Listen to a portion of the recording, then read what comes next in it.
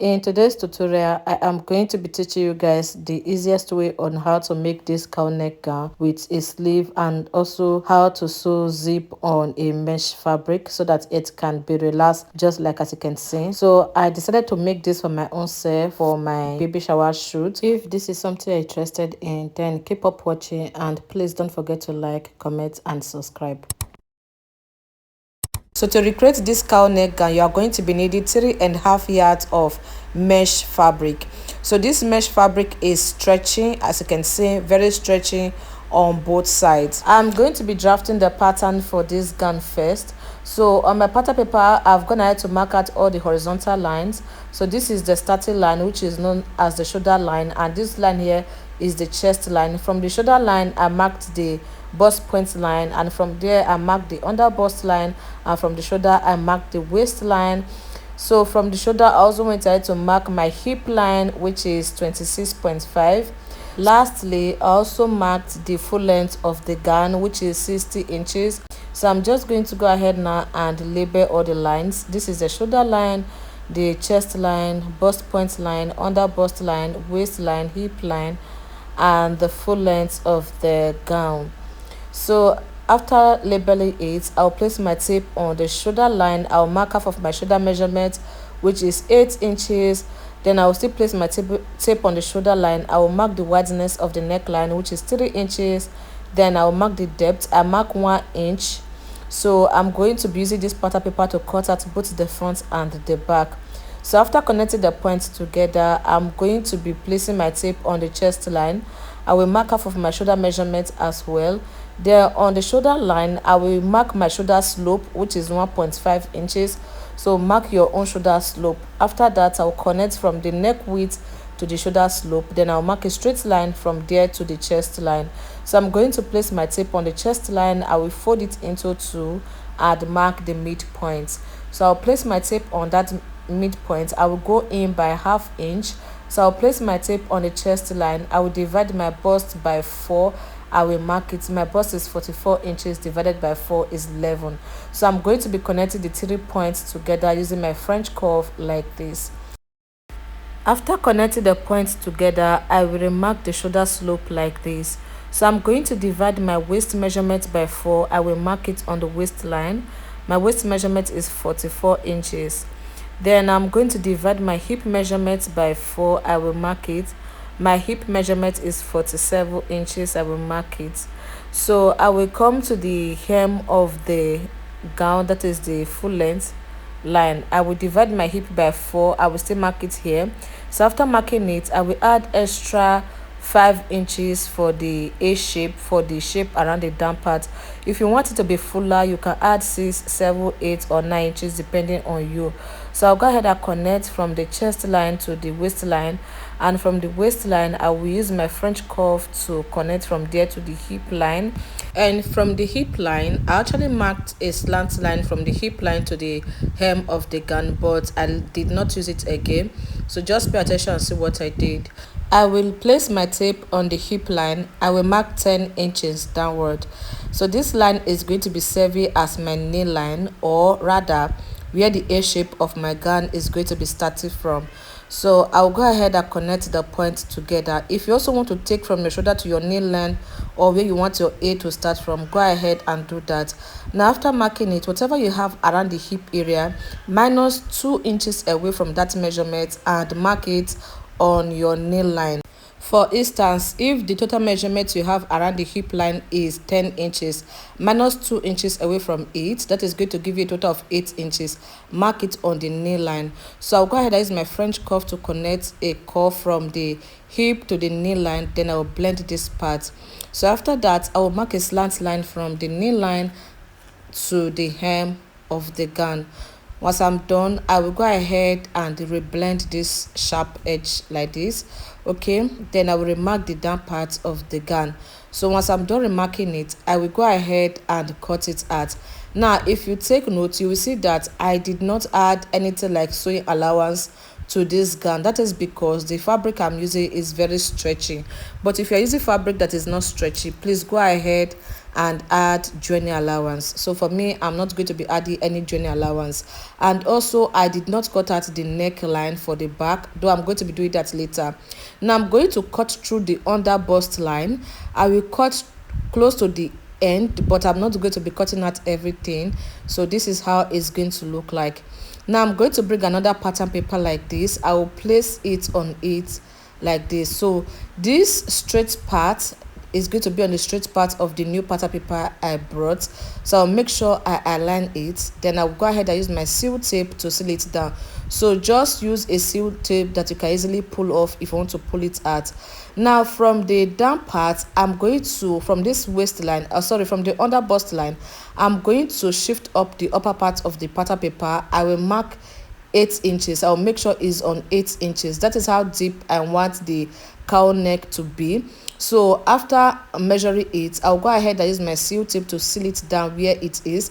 Now if you don't want your cleavage to be showing, please use 7 inches or 6.5 inches. So I'll go ahead and use my seal tape to seal it down. Then after that, I'll cut out the neckline like this. So after cutting out the neckline, I am going to mark a straight line from the shoulder down to the end of this pattern paper. So after marking it, I realized that if I'm going to be cutting it out, I will cut out the back neckline. Now to avoid cutting out the back neckline, I will remove this seal tape and fold it in like this. Like I will fold it in, making sure that I fold through the line I mark on the main body. Then I'll go ahead and seal it down. So once I'm done, I'll go ahead and fold this pattern paper inside. So I was thinking if I can cut out both the lining and the dress at once. Yes, you can do that, but after placing it on my fabric, I realized that the length of my fabric is just 60 inches and I could not do that. So I just went ahead to cut out everything like this. After cutting it out, I later removed the pin and I opened the lining I wanted to cut alongside with the dress, which did not work. I'll just cut through where I already folded, not where I marked, because I realized that where I fold is the straight part. So I have placed it on my fabric. As you can see, I will go ahead and cut it out. So after cutting it out, I added ½ inch around the shoulder and the neck area for joining allowance, as you can see. So I did not add any allowance around the side. I added 1 inch for hem allowance at the down part, as you can see. So once I'm done, I will go ahead and remove the pins. After removing the pin, I will go ahead and fold my fabric into two again and cut out the lining, and the lining is going to stop either on the under bust line or the waistline. So I've gone ahead to fold my fabric into two. NEPA have seized the light. I will cut it out. I will also add ½ inch for joining allowance around the cowl neck effect area or on the shoulder. So I will just end it on the under bust line, on the waistline. As you can see, I will fold my pattern paper up and cut it out. So this one I just cut out is the lining for the front. So the next thing I want to do now is to remove this upper part like this and arrange it so that I can cut out the back part of this gown. So as I was removing the seal tape, everything just pulled out. So I will go ahead and open up the neckline for the back. Then I will go ahead and pin and seal the line together like this. I will use my seal tape to seal it together. So go ahead and use a seal tape to seal it together.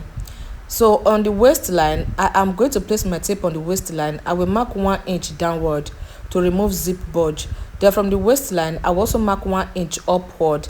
So after marking it, I will go ahead and connect from there to the side of the waist. Sorry that the pattern paper turned to the other side. That is because I changed position and my camera, okay, yeah, and my tripod as well. So after marking it, I'll go ahead and cut this upper part close to the end of the waist, the side.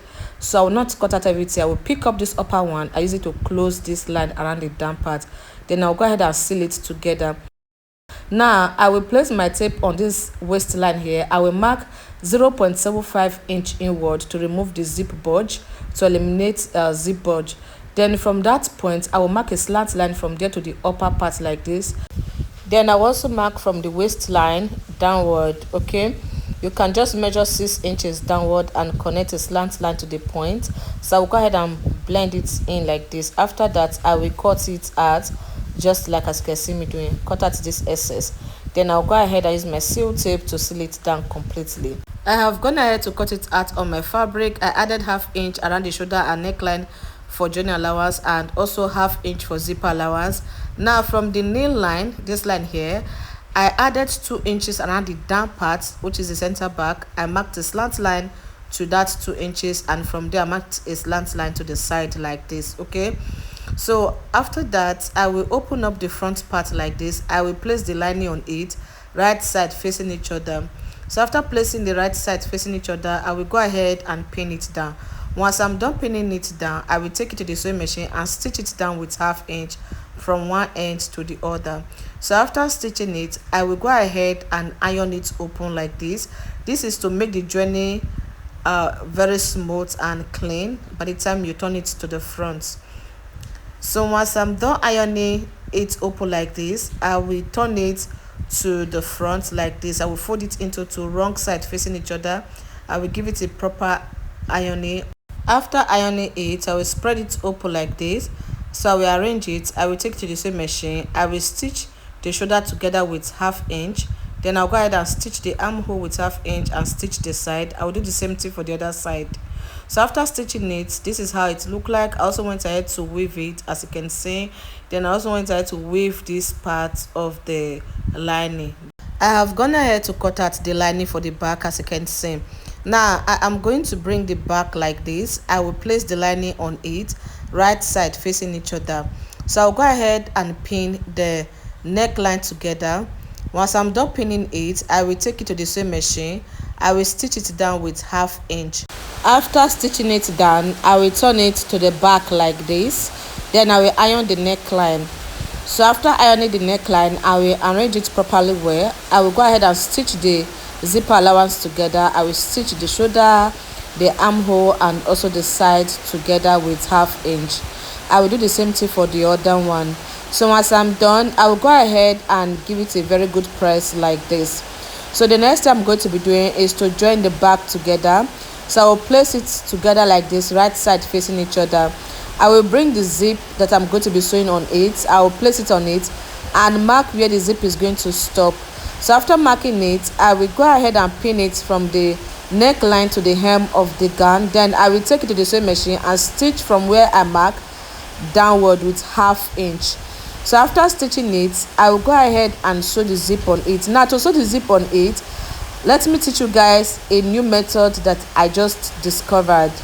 So I'm going to be using hemming gum to stitch the zip on it, so that by the time you are done stitching it, it will not look rough around the back part. You know, this is a stretchy material and it can be really difficult sewing zip on this kind of material. So go ahead and cut out your hemming gum, fold it into 2, place it on one side of the zip and pin it down from the neckline to where the zip is going to stop. I hope you guys understand what I just said. Cut out long hemming gum, fold it into 2 and pin the zip on the hemming gum, like pin it on it like this. As you are pinning your zip on your dress, put the hemming gum around the down part and pin it. I hope you guys understand. After pinning it, go ahead and iron it down. Once you are done ironing one side, you will go ahead and also do the same thing for the other side. So as you are ironing it, you'll be removing the pin so that you not mistakenly iron the tip of your pin. That depends on the pin you are using though. So I will turn it to the other side to also pin the zip on the dress. So as you are pinning it, don't forget to put hemming gum and iron it. So I will take it to the sewing machine and stitch it. Now to stitch it, you are going to be needing invisible zipper foot to sew it properly well. Now these are all my foot. I bought this online, so in case you are interested, I will leave the link at the comment section. So I'm going to remove one foot. This one is used to sew invisible zip, so I will go ahead and remove the foot on the sewing machine. I will place the invisible zipper foot on it and use it to stitch it down. So when you are stitching it, don't stretch it too much, just guide it. Okay, you can see that this invisible zipper foot is so helpful. So after sewing both sides, go ahead and give it a very good press. Iron it with water so that it will be smooth, very smooth. Turn it to the front and also iron it. So once you are done, go ahead and use your hand and open it up like this, like do as if maybe you are stretching it out. If there's any white gum there, like hemi gum, use your hand and remove it. Then go ahead and join the shoulder of the front to the shoulder of the back. Make sure the right side of the front is facing the right side of the back. Pin the shoulders together. So once you are done pinning it, you will take it to the same machine and stitch it down with 1/2 inch. I will also do the same thing for the other side. After that, I will arrange the sides together. I will pin it. After pinning it, I will mark 2 inches downward. I will mark a line there. From there, I will stitch it to the hem with 1/2 inch. So I've gone ahead to stitch it, as you can see. So the next thing I want to do is to fold the hem. I will fold it with 1/2 inch. I will further go ahead and fold it with 1/2 inch and stitch it around. I have used my sleeve pattern paper to cut out the sleeve for this dress. Around the down part, I extended it by almost 4 inches. Then I just gave it a nice curve around the down part, as you can see. So if you want yours to be straight without that curve around the down part, make it straight. So I'll go ahead and notch the middle. I already have a tutorial on the channel on how to draft a basic sleeve pattern, so go ahead and watch it in case you don't know how to draft sleeve. Now I'm going to bring the dress. I will make sure where I notch on the sleeve is placed on the middle of the dress, that is the shoulder of the dress, right side facing each other. Then I'll go ahead and pin it round. So after pinning it, I will take it to the same machine and stitch it round with 1/2 inch. After stitching it, I will go ahead and finish sewing it by joining the sides together and stitching it down with whatever measurements you added for joining allowance. So after stitching it down, I'll go ahead and fold the hem with 1/2 inch and further fold it to 1/2 inch and stitch it. Once you are done sewing your dress, go ahead and weave the edges if you want to weave it, and also iron your dress as well.